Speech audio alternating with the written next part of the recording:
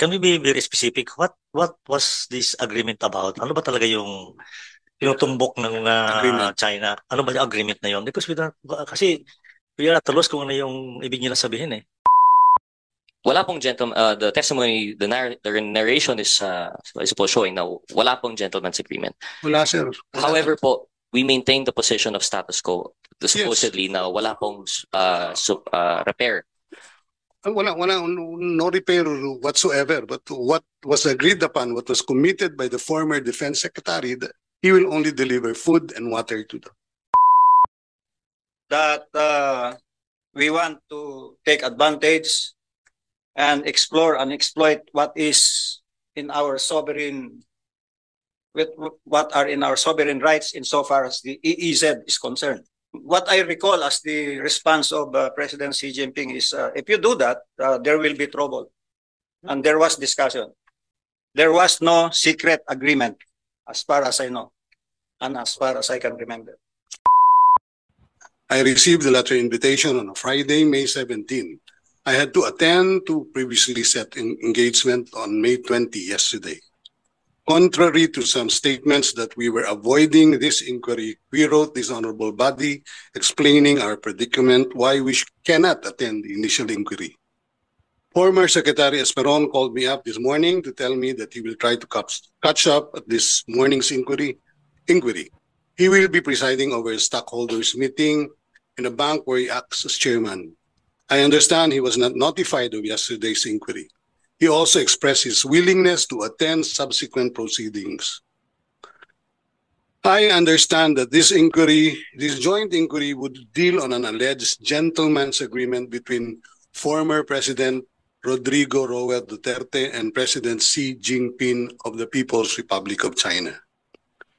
I was the executive secretary of former President Rodrigo Roa Duterte for the period June 30, 2016 up to June 30, 2022.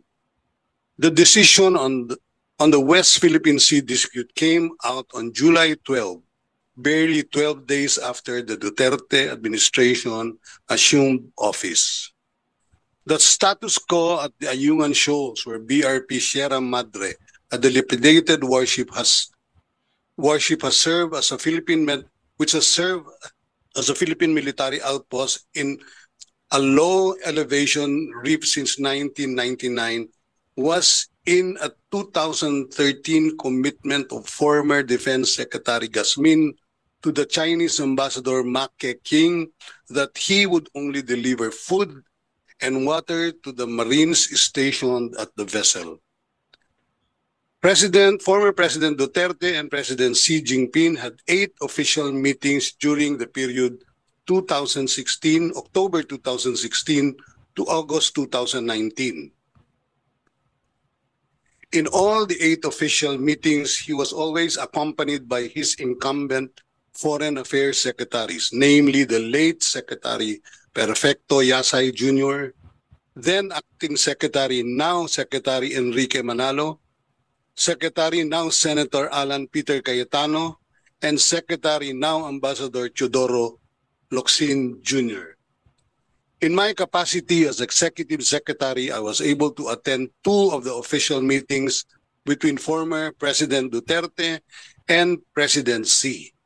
First was the state visit of President Xi in the Philippines sometime in November 2018, and the second was on the official visit of President Duterte to China in August 2019. Secretary Locsin was present in all those meetings.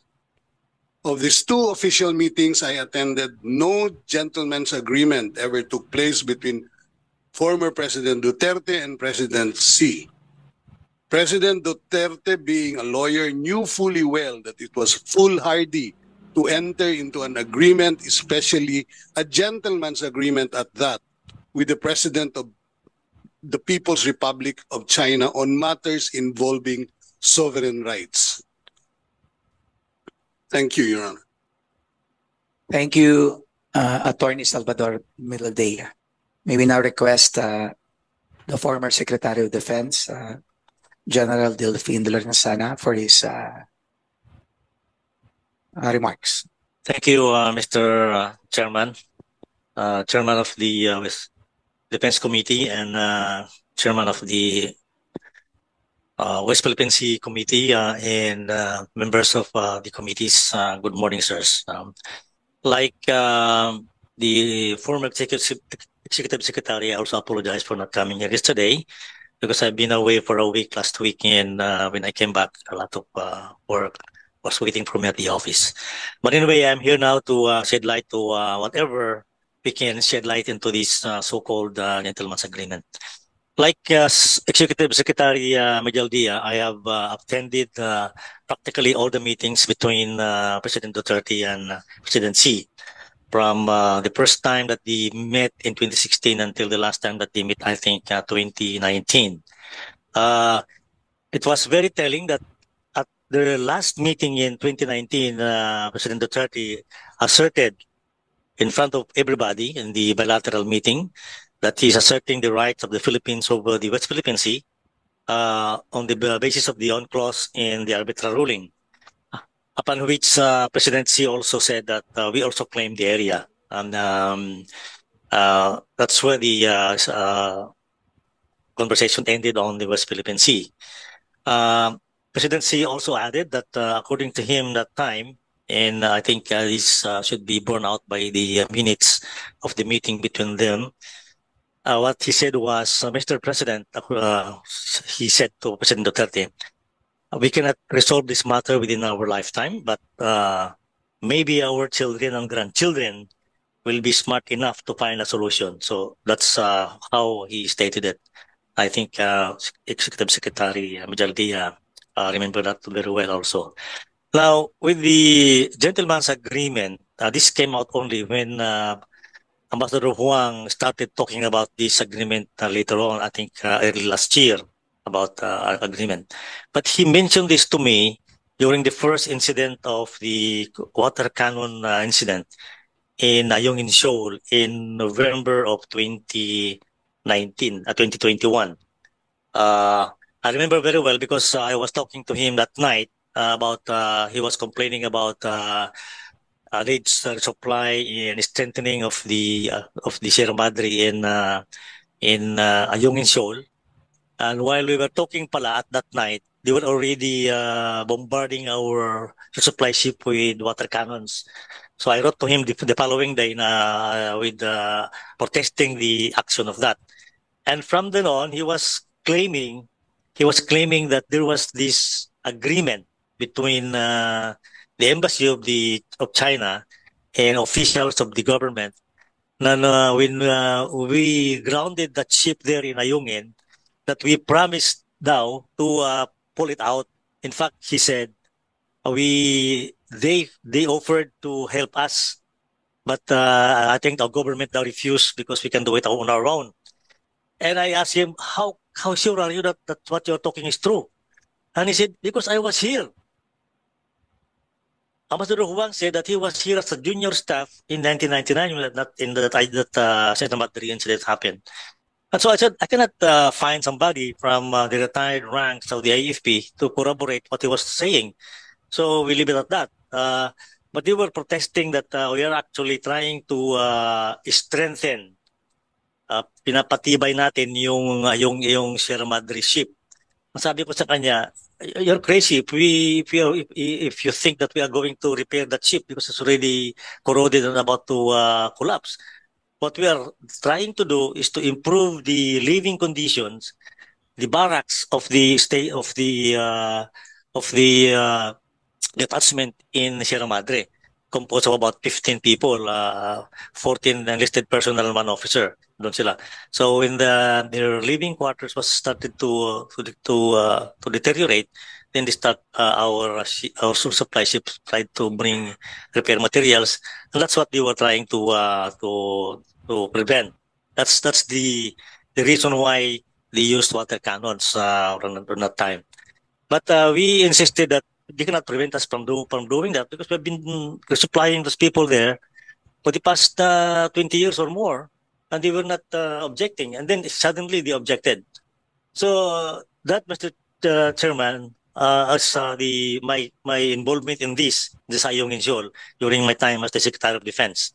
And we were very adamant that we should stop, sabi nila, we will inform them that we are going. Why would we inform them that we are resupplying our ships there, our troops there, when it is actually part of the West Philippine Sea, that we have sovereign rights.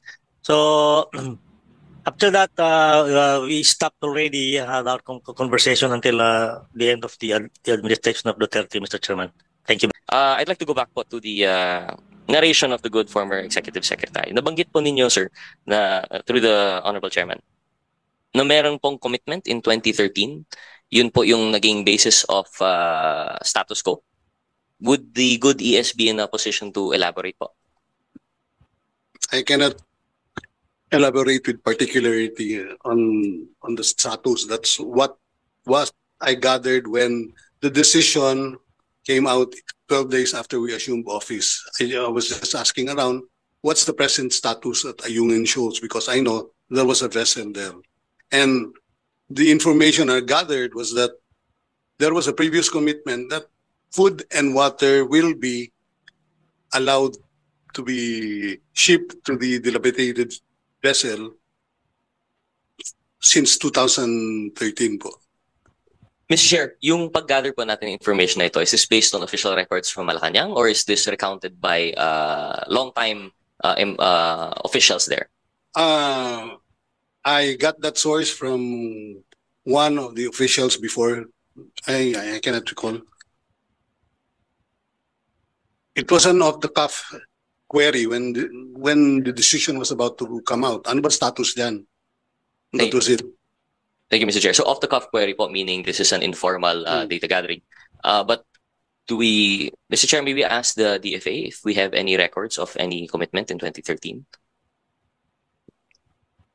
But I understand that there was a scrubbing of documents, and I would like to ask Mr. Chair, the DFA mentioned the last hearing yesterday that upon the records, wala pong gentleman's agreement. But that would be, I would understand that that was confined to the period of the previous administration and in reference to a secret agreement. But is there any public agreement in 2013 in which the Philippine government committed not to bring food and water to BRP Sierra Madre?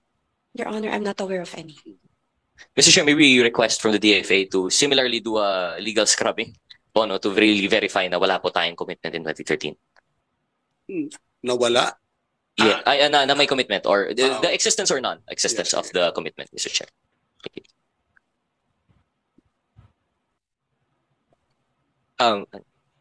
Mr. Chairman, can we be You're very specific? recognized, Secretary General Lorenzo. Thank you, Mr. Chairman. Can we be very specific? What was this agreement about? Ano ba talaga yung tumbok ng China? Ano ba yung agreement na yun? Because kasi we are at a loss kung ano yung ibig nila sabihin eh.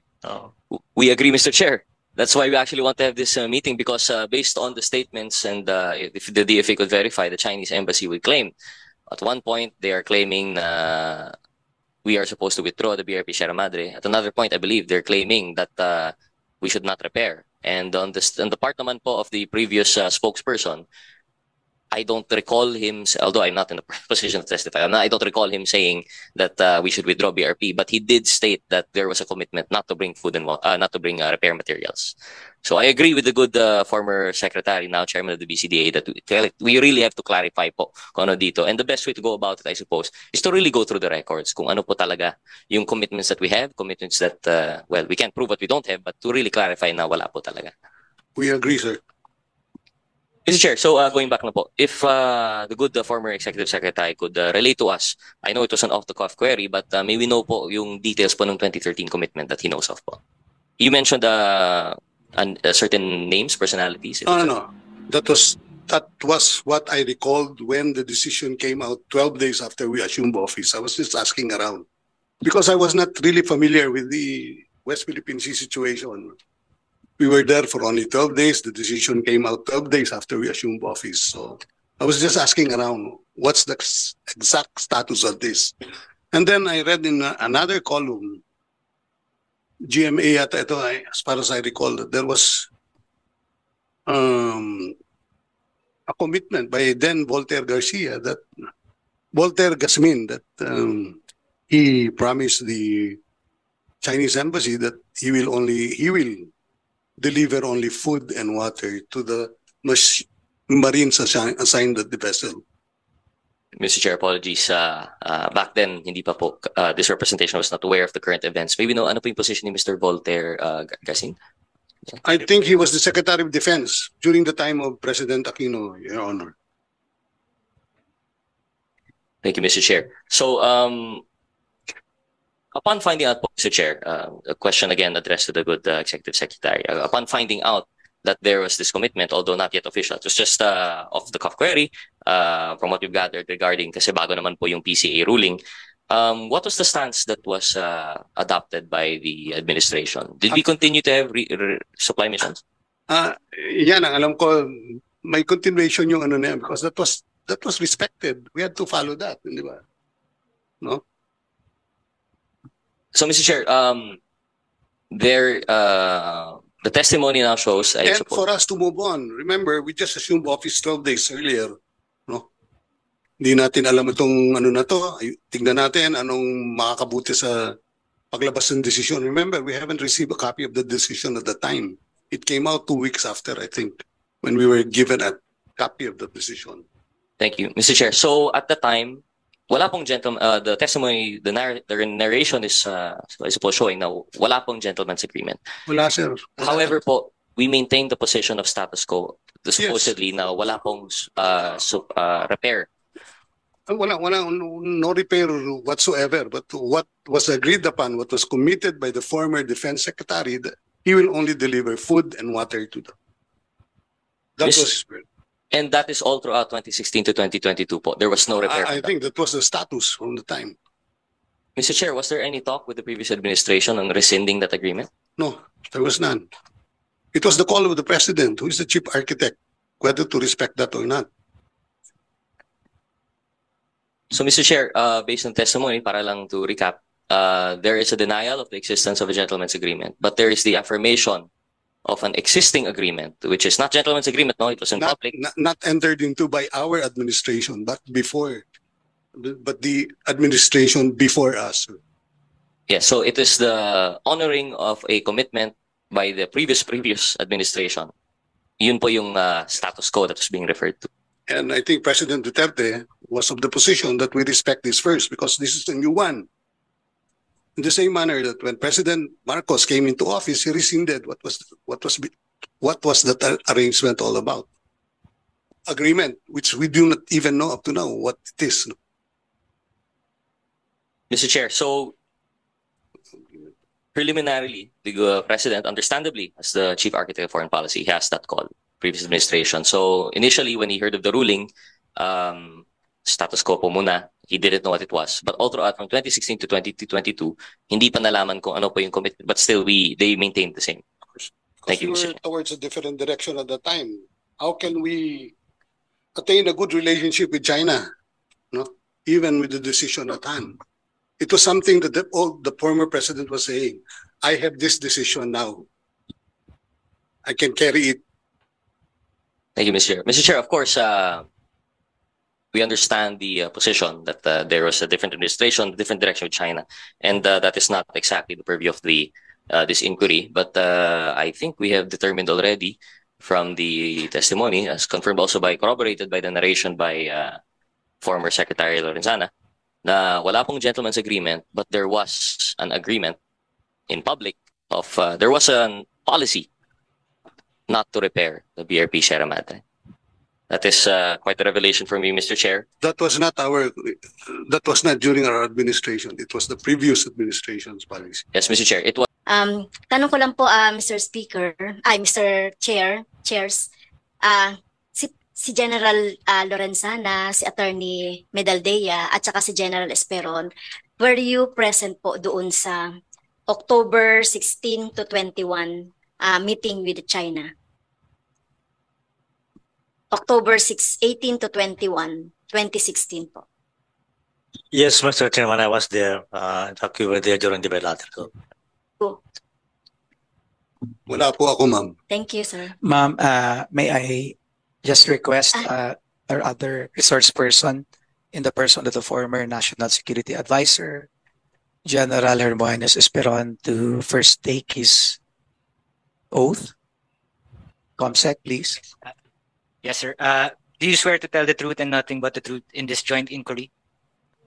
Thank you. Please. Thank you, General Esperon. You may proceed, Madam Castro. Thank you, Mr. Chair. Ay, kay si General Esperon po. Andun po kayo noong... Yes, Mr. Chair, chairpersons, I was with the delegation that went to China on October 18 to 21. That was after the Brunei visit, 16 to 18. Madam Okay. Castro, with your indulgence, if you would allow, pwede bang bigyan natin ng time si General Esperon for his opening then statement para mas klaro sa atin dahil Okay, kanina bigyan natin ng chance si former ES and former Okay, Secretary of thank you. Defense. Thank you. You have the floor, General Esperon. Thank you, Mr. Chairman. It is indeed my pleasure and honor to attend this meeting. I could have attended yesterday if I got an invitation. It seems that I was not traced by the Secretariat. It's good that the Honorable Chairperson Tupas, Chairman Tupas, sent me an email through his staff. And I promptly answered last night that I will attend today after our stockbrokers meeting, stockholders meeting today at the Field Trust Bank. Since I was presiding over it, I saw to it that the meeting was short and I could come here so that I could give my side. There is indeed a need for legislation insofar as the West Philippines is concerned, if only in terms of allocating budgets for the defense and for the for taking care of our sovereignty and sovereign rights in the area. And so I came here to contribute what I think would be important in taking care of a very important area to the Philippines, including the Philippine rice. I was, of course, the National Security Advisor, and in that capacity, I was the chairman of the National Task Force for the West Philippine Sea. I was a member of the cluster, Defense and Security Cluster, and so I hope this representation would be of help as a resource person here. Some say that I would be an interrogatee here. I told them, no, I'm not. I'm a resource person, and I'm honored to be a resource person here. Thank you so much, Mr. Chairman. Thank you very much, sir, former National Security Advisor. You may now proceed, Ma'am Castro. Okay, so if I may continue, Mr. Chair. So, kay General Lorenzana po, during the October 18 to 21, kasama po kayo no dun sa delegation. So, Mr. Chair, kasama din po ba si General Lorenzana sa one-on-one meeting with former President Duterte and President Xi Jinping? Mr. Chairman, hindi ako kasama sa one-on-one. I understand that pag one-on-one silang dalawa lang plus one interpreter. But I was there during the bilateral with several cabinet secretaries and on the other side, also the Chinese side. So marami kami doon. I think we are 5 in our side and there are also 5 still on the other side. So okay. Thank you po. In that occasion, Mr. Chair, meron bang napag-usapan about yung gentleman's agreement o secret deal or whatever? So wala kayong narinig. Okay. wala kami narinig. Kay General Esperon, Mr. Chair. So nandun kayo, Mr. Chair, General Esperon na Mr. Chair. So meron bang occasion po na nakasama As kayo I said, doon? I was there, Mr. Chairman. But I'm not really sure what gentleman's agreement we are talking about here unless we hear the report of the source of the report itself. Because when we had the bilaterals on October 19, on the 18th, we traveled from Brunei to China. So the bilaterals was on the 19th. Okay. So I did not hear anything about an agreement except an open discussion of what the president wanted to tell the Chinese side, which is mostly on the just promulgated arbitral ruling. So there was nothing that I heard, but if you want me to relate parts of the bilateral talks, then I can tell you that. Yes, thank you, Mr. Chair. So may I just ask for the ano na lang, no, yung naging bilateral agreement. Kasi to save time na lang po. In writing, can you do that, General Esperon? I Mr. can Chair? in fact give you an interview that I made, Okay. and I can email that to the committee Okay. on what was taken up, as far as I can recall, as far as I can remember. Because, Okay. you know, in that bilaterals, of course, the other side was speaking in Chinese, and our side was speaking in another language, and therefore there was a need for translations every turn. And so there may be a wrong interpretation of mine in hearing what were the translations. But in essence, what the president said was, Mr. President, I want to inform you again and make you aware that we have the arbitral ruling. I have it with me. And then he proceeded on to say that we want to take advantage and explore and exploit what is in our sovereign, with what are in our sovereign rights insofar as the EEZ is concerned. And so they went to talk about fishing rights in Bajo de Masinloc, as well as the exploration and exploitation of resources under the sea, the seabed, more specifically on oil or natural gas. What I recall as the response of President Xi Jinping is, if you do that, there will be trouble. And there was discussion, meaning the exploration and exploitation of natural resources in the seabed. After some long discussion, the president said, well, Mr. President, I will not go further right now. I will put back the arbitral ruling, which I had presented to you anyway. But in the coming years, or in my incoming visits or encounters with you, I will present it again.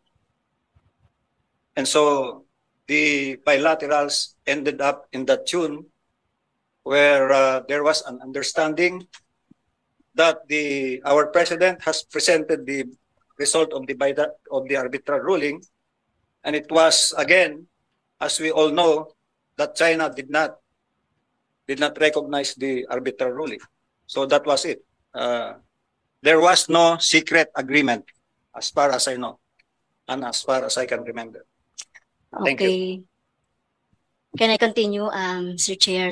Thank you, General Esperon. No? Sinasabi niyo, so nagkaroon po ng balita tungkol doon sa secret deal noong mga August pa po, no, noong 2023, noong sinasabi po ng China. Ito na po, Mr. Chair, yung panahon na nagiging intensive na, no? Extensive na yung bullying, yung water canoeing dun sa ating mga dun sa ating PCG at saka dun sa ating Navy. And may mga harassment din po yung mga fishermen sa mga fishermen. At sinabi po by August, based po doon sa aking resolution, Mr. Chair, na doon na nagsabi yung China about this secret or gentleman's agreement. So sinasabi po, ito po kanina po na nasabi po, no, ni General Lorenzana, na narinig niya or sinabi sa kanya ni General Gasmin na pagde-deliver lang ng food, water ang dapat na gawin doon sa doon sa Sierra Madre. Tama po ba ito, General Lorenzana? Ay, Tama po. Tama. Attorney Medaldea. Tama po. Sinasabi niyo rin po ba na sinasabi ng China isa sa kondisyon niya bawal mag-repair ng BRP Sierra Madre? Water and food lang po yung pwedeng i-deliver. Tama po ba? According to Gasmin? Food and water lang po ang pwedeng i-deliver. Walang sinasabi tungkol sa repair or Walang any po. construction materials po, ano. Pero ito po ay third person. Mr. Chair, can we invite din siguro si Gasmin? Hindi ko lang narinig kung na yon. Kasi si Gasmin po yung may sabi noon Tama po ba, Mr. Chair? Kasi baka pwede nating invite din si Gasmin para, si General Gasmin, para direkta po no, na matanong natin sila, Mr. Chair. Madam Chair, based on our direction, yes, we have requested, Madam Castro, Okay. we have requested the members of the committee to confine our questions, our issues from 2016 to 2022 based on the alleged gentleman's agreement between President Duterte and Yes. the President of Okay. China. So, Thank you. sakop din po yun di ba? Ng pinag-uusapan nating period, Mr. Chair. Okay? So, Chairman, Can we recognize the representative of the National Security Council? You may proceed, sir. thank you, co-chairs. As promised earlier, as much as possible, if we could discuss this matter on an executive session, because we might fall into the narrative of what we are talking about in this issue, and it will Okay. be Sige, detrimental to our national security. Yes, both Okay, chair have so- already. Yes. so ibig sabihin, Mr. Chair, Our- so, ang ibig sabihin, yung mga sinasabi ng China as regards doon sa secret deal or doon sa gentleman's agreement are all lies or sinungaling ang China doon sa sinasabi. Mr. Chairman, can we now move to have a executive session? Chairman. Mr. Chairman. Mr. Chairman. Can I Yes, be Mr. Chairman, this is just in line with the supposed preempted motion by Congresswoman Castro with regards to the invitation for former Secretary Gasmin. Now, Mr. Chairman, we have not yet ruled on that. We have not yet ruled on that, and I have heard that the both chairs explained that the invitations to all those concerned persons will just cover 2016 to 2022. But of course, Mr. Chairman, it's up to Congressman Castro if he will yield to the opinion of the both chairs. But Mr. Chairman, since the name of Secretary Gasmin was mentioned, and it was mentioned by the former ES, so I personally, Mr. Chairman, we should invite him because ang lumalabas kasi ngayon dito, it is the previous administration during the time of President Aquino that this so-called agreement was made. So, but of course, it is up to Congressman Castro if he yield to the opinion of both chairman. Thank you, Mr. Chairman. The chair Thank you, declares a short Mr. Chair. recess. Umani naman ito ng iba't ibang reaksyon mula sa ating mga netizens. Ayon kay Ampid, panahon ni Pinoy meron na silang agreement at si Voltaire Gasmin pa ang Defense Secretary, yun ang basahin nyo. Tinuloy lang ni Duterte ang dating agreement ni Pinoy. Pahayag naman ni Reynaldo Salcedo Santos, ang tanga naman. Dapat mag-inquiry sila doon sa Chinese government kung ano ang tinatawag nila na may agreement. At ito naman ang saloobin mula sa ating kababayan na si Rose Artobal, pinagpipilitan kasi na may gentleman agreement, paiyak kayo ngayon tuloy. Mga kababayan, feel free to comment below para maglabas ng saloobin sa balitang ito.